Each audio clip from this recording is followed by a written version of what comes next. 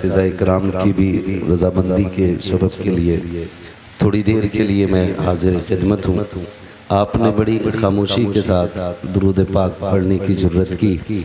मैंने आपसे दुरूद पाक पढ़ने के लिए कहा, कुछ लोग बातें करते रहे और कुछ मुंह देखते रहे।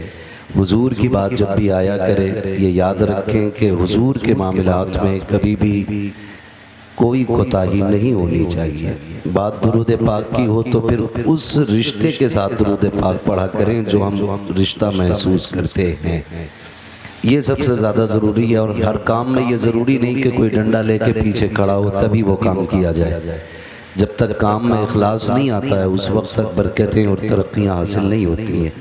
एक बार और बाबा से बुलंद दुरूद पाक पढ़ने, अल्लाहुम्मा सल्ली अला सय्यदिना व शफ़ीइना व नबीना व मौलाना मुहम्मदिन मअदिनिल जूदी वल करम व आलिहि व अस्हाबिहि व बारिक व सल्लिम सलातु व सलामुन अलैका या रसूलल्लाह सल्लल्लाहु तआला अलैहि वसल्लम।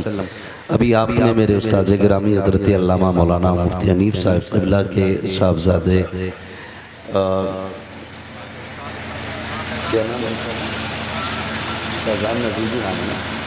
हज़रत अल्लामा मौलाना फैज़ान अज़ीज़ी साहब क़िबला से बड़ी संजीदगी के साथ बड़ी अच्छी गुफ्तगू समाअत फरमा रहे थे। अब मेरे आगे भी थोड़ी मजबूरी है, मुझे जल्दी जाना है, इसलिए थोड़ा सा ये गुफ्तगू मुख्तसर की गई। बस आपसे थोड़ी सी गुजारिश है, जितनी देर सुने मोहब्बत के साथ सुने। मैं सबसे पहले मुबारकबाद पेश करता हूँ अरकान कमेटी को कि उन्होंने उर्स के मौके पे हुजूर के ज़िक्र की महफिल सजाई है।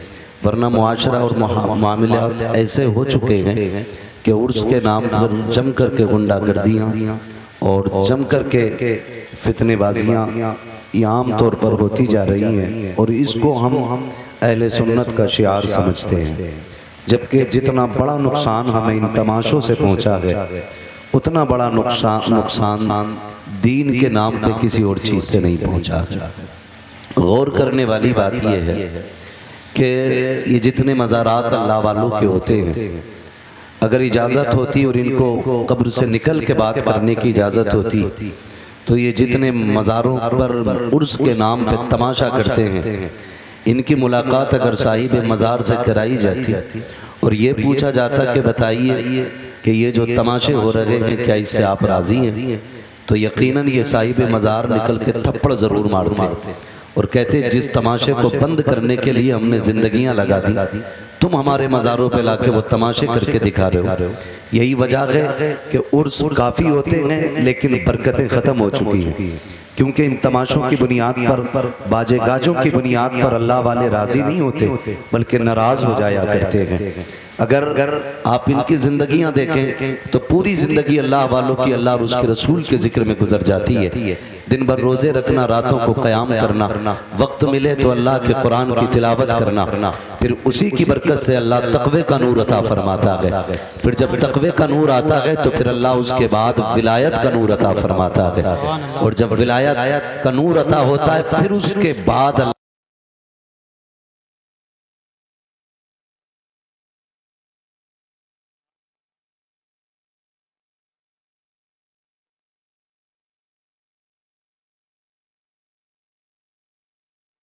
एक इधर होती है। हद तो तब हो जाती है जब नौजवान ये कहता है कि मज़ा नहीं आ रहा है, खाली मर्द नहीं होना चाहिए, एक खातून भी होनी चाहिए और जवाबी मुकाबला होना है। फिर जिधर का शेर भारी होता है उधर पैसे लुटाए जाते हैं। हम अपनी कौम मुस्लिम से एक बात पूछना चाहते हैं, फिलिस्तीन की सरजमीन पर बच्चे भूखे हैं, प्यासे हैं, ये तमाशों के नाम पर लाखों रुपयों में आग लगाने वालों, क्या तुमने थोड़ा सा पैसा फिलिस्तीन के भूखों के लिए भेजा? क्या तुमने कुछ पैसा फिलिस्तीन के प्यासों के लिए खर्च किया? जब वहां की बात आती है तो कहते हैं दुआ कर तो रहे हैं। ओ भाई, अल्लाह ने तुझे सिर्फ दुआ के लिए नहीं बनाया है। अगर तेरे पास इतनी ताकत है कि तू उन मजलूमों की मदद माली तौर पे कर सकता है तो इन तमाशों से पैसा बचा करके किसी अच्छी जगह पे पैसा लगाया जाए। अगली बात मैं आपसे करूं, ये हमारी भोजपुर की बस्ती, पीपलसाना की बस्ती, इतनी बड़ी आबादी है कि यहाँ पे कसरत से मुस्लिम आबादी है। लोग तालीम याफ्ता भी हैं, बिजनेसमैन भी हैं, सर्विसमैन भी हैं, लेकिन मुझे जरा गौर करके ये बताओ कि हमारी इन बस्तियों के अंदर कितने आईएएस मौजूद हैं, कितने आईपीएस मौजूद हैं, कितने हमारे पास इंजीनियर हैं, कितने हमारे पास एमबीबीएस डॉक्टर मौजूद हैं। अगर हैं भी इल्ला माशाअल्लाह तो वो पैसे देकर के डॉक्टर बने हैं। मैं नाम लेकर के बात नहीं करना चाहता, सिर्फ ये समझाना चाहता हूं जो कौम जहालत के इतने बड़े गड्ढे में डूबी हुई हो कि जिसके पास अपना कोई अधिकारी नहीं हो और वो लाखों लाखों रुपए कव्वालियों में मुकाबले के नाम पे आग लगा दे, तो उस कौम को गैरत आनी चाहिए। अगर रब ने हमें दौलत दी है तो इस पैसे को उठाओ। अगर तुम नहीं पढ़ सकते हो तो अपनी पूरी बस्ती का आप जायजा लें। जो लोग वहां पे अच्छे हैं पढ़ने में, किसी को गुर्बत पढ़ने नहीं देती है, किसी को मजबूरियां आगे बढ़ने नहीं देती है, तो उस पैसे को ले जा करके उस पढ़ने वाले की तालीम पे लगाओ, उसको आगे बढ़ाओ।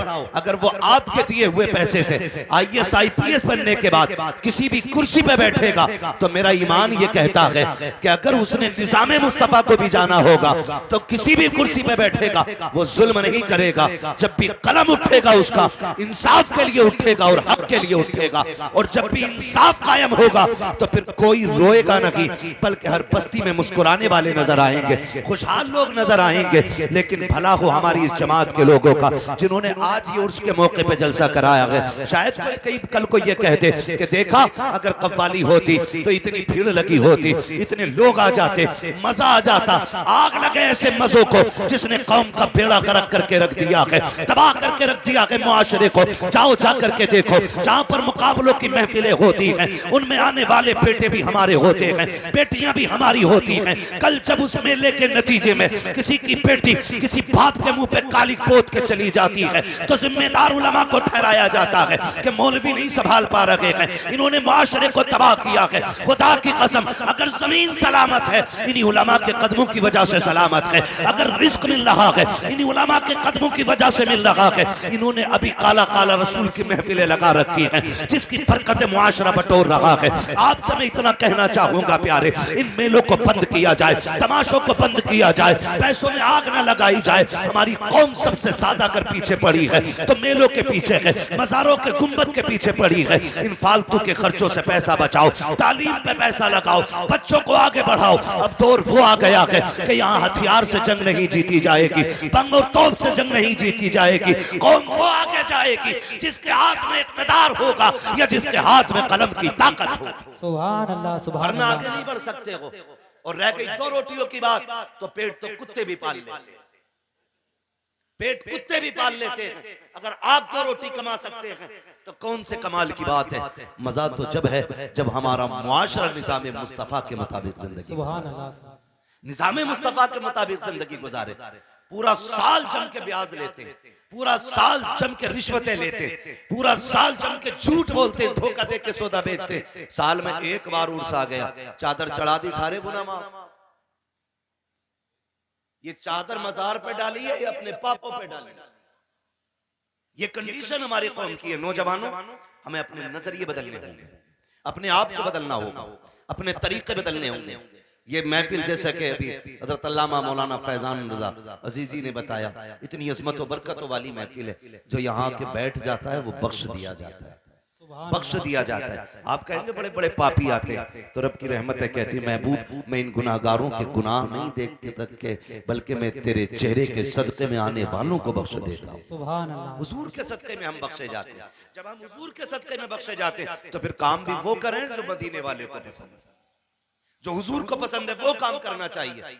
ये मेले तमाशों में बेपर्दगियां कितनी होती हैं, हद से ज्यादा बेपर्दगियां होती हैं। जबकि मदीना शरीफ की ये तारीख रही है जब पर्दे का हुक्म लाजिम किया। मेरे महबूब ने फरमाया कि रब ने फरमाया औरतों से कह दो कि वो रास्ते में साइड से चला करें। तो मदीना शरीफ की ये तारीख रही, औरतें इतनी दीवार से चिपक के चलती थी कि उनके बाजुओं से कपड़े घिस घिस के फट जाया करते थे। आज क्या हाल है मुआशरे का?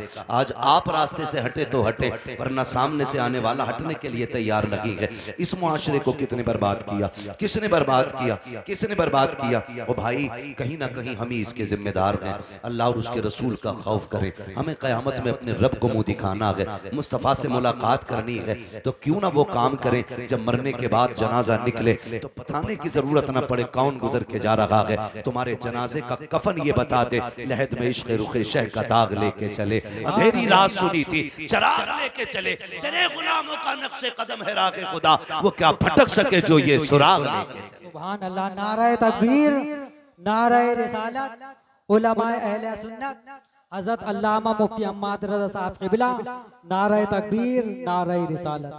और चादरों की भी हकीकत ही है, 6-6 किलोमीटर से हजरत कह रहे 70 गज की चादर ला रहे, मैं ढोल के आ रहा है 70 गज की चादर 12 किलोमीटर से नौजवान लेके चले। ख्याल आता शायद सारे रोजा रख के चले होंगे, हर कदम पे 2-2 रकात नफल अदा करते आते होंगे।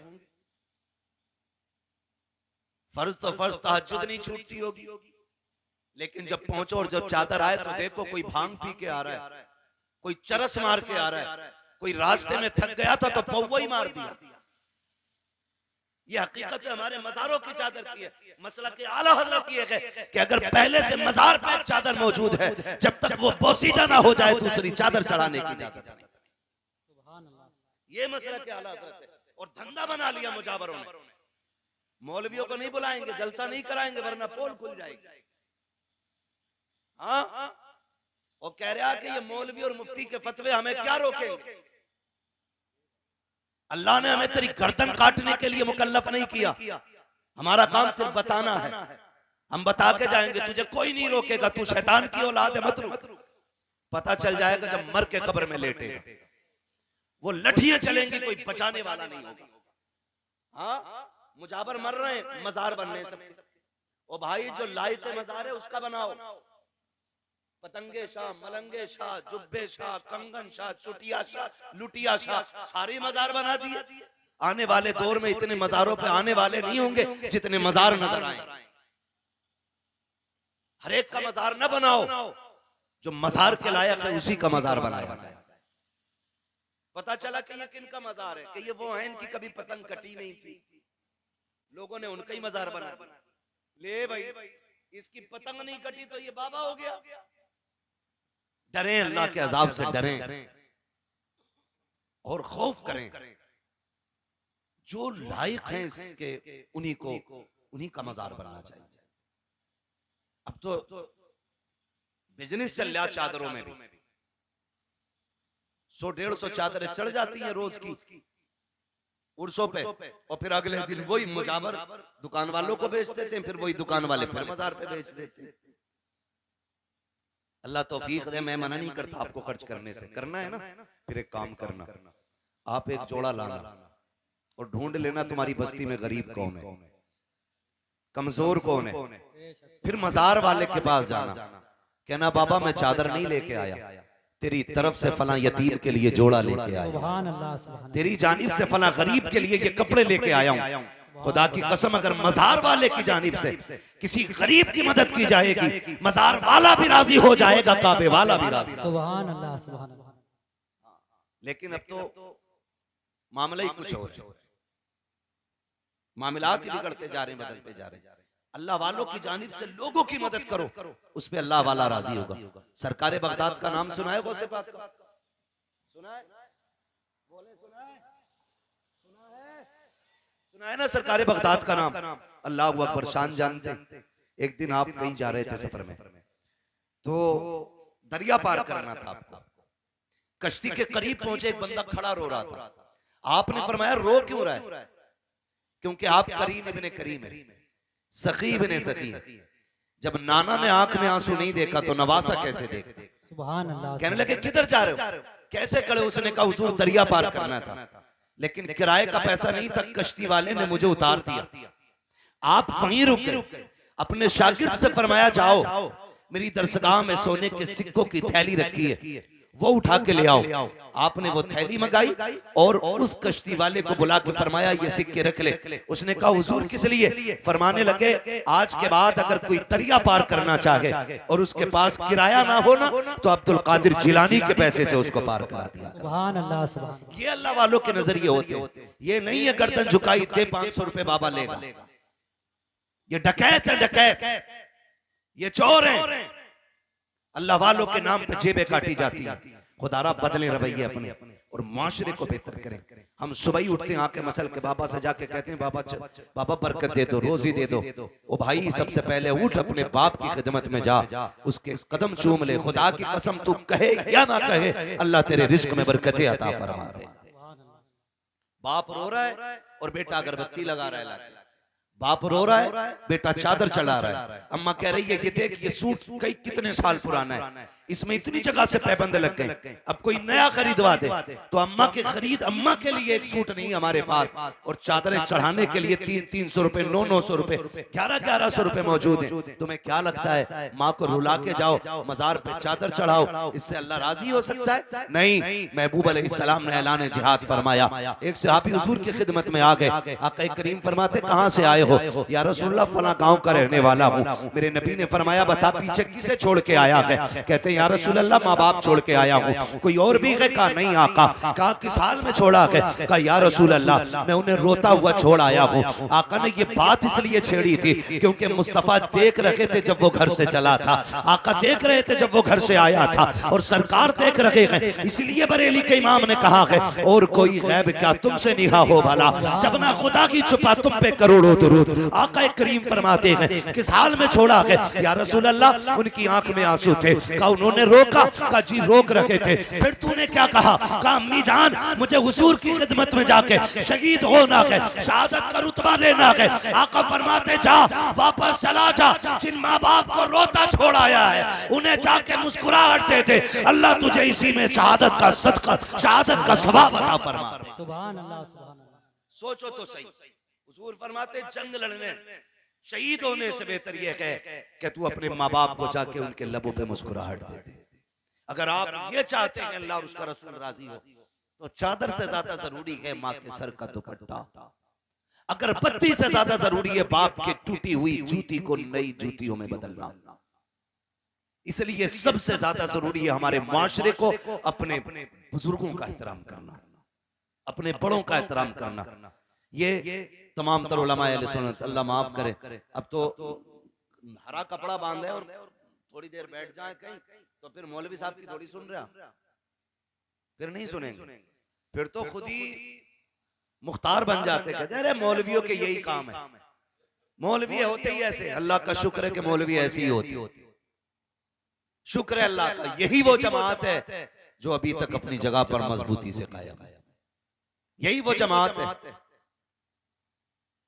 तंज करना किसी भी आलिम पर, उसको हिकारत से देखना, फरमाया गया किसी आलिम की तौहीन न करना, वरना अगर तुमने किसी के इल्म की बुनियाद पर उसकी तौहीन की तो फिर बेदीन होके दुनिया से जाओ, बेदीन होके दुनिया से जाओगे। ये हमारे साथी हैं, मेरी औकात क्या, मेरे जैसे कितनों की उंगली पकड़ के इन्होंने आसमान तक पहुंचाया।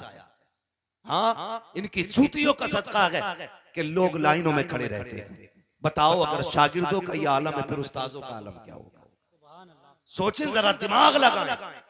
जिसकी ये उंगली पकड़ दे उसे इतना ऊंचा कर देते तो फिर रब ने इनका मकाम कितना ऊंचा कर रखा होगा। मैं उलमा की बात नहीं करता, आप समझे, जरा दिमाग लगाएं। नौजवानों से बात कर रहा हूं, अब लकीर के फकीर नहीं रह गए, सारे लोग दो रोटी खाते हैं और दिमाग लगाते हैं और अपने इल्म के मुताबिक फैसला करते हैं। फरमाया गया अगर तलबा किसी कब्रिस्तान से गुजार दिए जाएं अल्लाह 40 दिन का अजाब उठा लेता है। अगर पढ़ने वालों की शान ये है तो फिर पढ़ाने वालों की शान का अलग। आप नौजवानों गुजारिश है मेरी आपसे, अगर रिस्क में बरकत चाहते हो, कमाई में बरकत चाहते हो तो फिर उलमा का एहतराम करें। उलमा की इज्जत करें। फरमाया गया जिसके घर में बरकत ना हो वो कुरान वालों पे खर्च किया करे, पढ़ने वालों पे खर्च किया करे।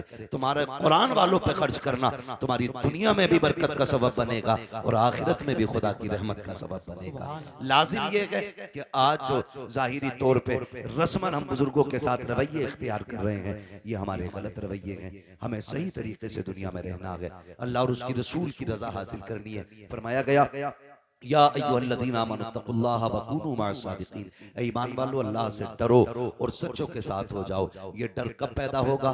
जब उलमा के साथ आप बैठेंगे, ये आपको जायज़ नाजायज़ की खबर देंगे। कई लोग बियर पीते कहते हैं कुछ नहीं मौलाना, ये तो जूस के तौर पे पीते हैं, एनर्जी ड्रिंक है। शर्म आनी चाहिए। हर वो चीज़ जिसमें नशा होता है और नशा उतना के जिससे कदम डगमगा जाए। अल्लाह अकबर, ये जितने भी इस तरह के नशे होते हैं ये शरीयत ने हमारे लिए हराम कर दिए हैं, शरीयत ने हमारे लिए हराम कर दिए हैं। इन सारी चीजों से शराब का एक कतरा एक बाल्टी पानी में पड़ जाए वो सारी बाल्टी नापाक हो जाया करती है। हम ये कहते थे नहीं जी मौलाना कोई बात नहीं, ये तो बियर है। मौलाना तुम क्या जानो, तुम तो सब चीज को शराब देखते हो। मौलाना नहीं जानता बेटे, जहां मौलवी पहुंच गया कि आज तक वहां साइंस नहीं पहुंची है।